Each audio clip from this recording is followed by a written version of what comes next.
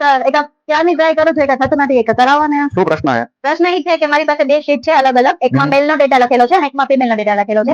મારે એ રીતના જોઈએ છે કે બંને ડેટા એક શીટમાં અલગથી આવી જવો જોઈએ, બંને એક સાથે મર્જ થઈને. અને બીજું એ કે હું જે બી ડેટા શીટમાં થઈને મતલબ કે મેલમાં થઈને ચેન્જીસ કરું કે એડ કરું તો ઓટોમેટિક ત્રીજી શીટમાં એ બી ચેન્જીસ અથવા તો ડિલીટ થઈ જવા જોઈએ. બરાબર. એટલે ઇન શોર્ટ તમારે ડેટા મર્જ કરવો છે, જે બે શીટમાં તમે મેલ ફિમેલ ની અલગ અલગ છે અને એને તમે મર્જ કરવા માંગો છો ત્રીજી શીટમાં, અને મર્જ થાય અને ઓટોમેટિક અપડેટ પણ થાય. ઓકે, ચલો વાંધો નહીં, લાવો.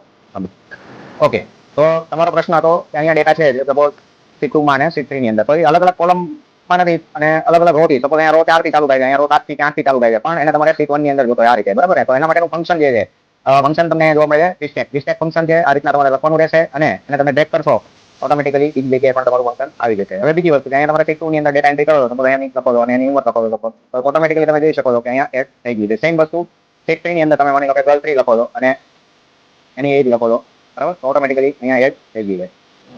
તો આવા જ મજેદાર વિડીયો અને ઇન્ટરેસ્ટિંગ ટોપિક સાથે નવા વિડીયોમાં મળીએ. ત્યાં સુધી આ વિડીયોને લાઈક, કમેન્ટ અને શેર કરવાનું ભૂલતા નહીં. તેમ છતાંય જો આ ફંક્શન ન સમજાય તો કમેન્ટમાં ફંક્શન લખીને મોકલજો, હું તમને કમેન્ટમાં જણાવી દઈશ. Thank you very much. આભાર.